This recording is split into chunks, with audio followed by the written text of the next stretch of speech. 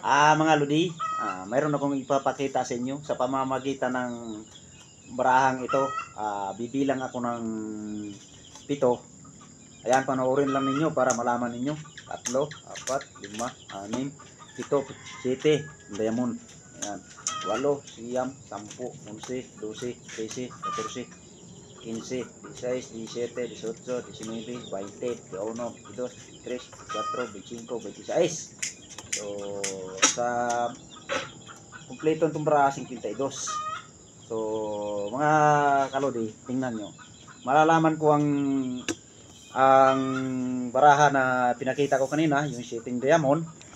Ayusin ko muna itong camera ko. Ayan, sa pamagitan itong maglatag akong 3 baraha. Ayan. Ayan, dalawang size, isang 8. Ngayon, para malaman ninyo yung kung saan banda yung sitting diamond, itong size na ito, dadagdagan mong kumpletuhin mo itong bilang to para maging 10.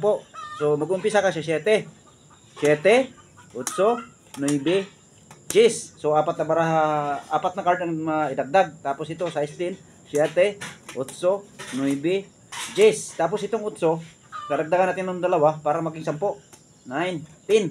So, ibig sabihin, 8 plus 6, 14. So, 14 plus 6, 20.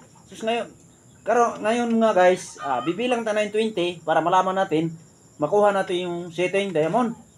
So, ito, 1, 2, 3, 4, 5, 6, 7, 8, 9, 10, 11, 12, 13, 14, 15, 16, 17, 18, 19, 120 ay setting diamond. So, ayan o. Diba? Sa pamagitan nito, malalaman nyo kung saan banda yung 7. Ayan o.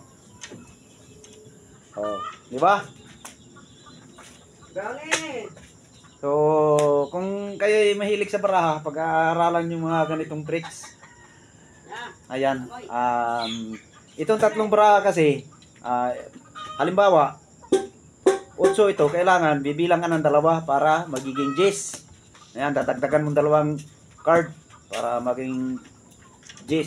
Tapos ito naman size, dadagdagan mo ng 4 na card para magiging 10 naman ang bilang niya. Tapos ganun din ito. So, bubuuin mo yan ngayon. 8 plus 6, 14, 14 plus 6, 20. So, ang gagawin mo dyan, magbibilang ka ng up to 1 up to 20. So, ang pang 20 niyan, ayun na yung sitting diamond, katulad ng ginawa ko kanina. Ayan, ganun lang yun mga guys. Para maganda, uulitin ko. Ayan. Para maipakita ko ng mga paliwanag ko ng gusto sa inyo. Ay, kaso lang mga guys, bukas na lang siguro. Abangan nyo uli ang kadugsong ng aking vlog na ito.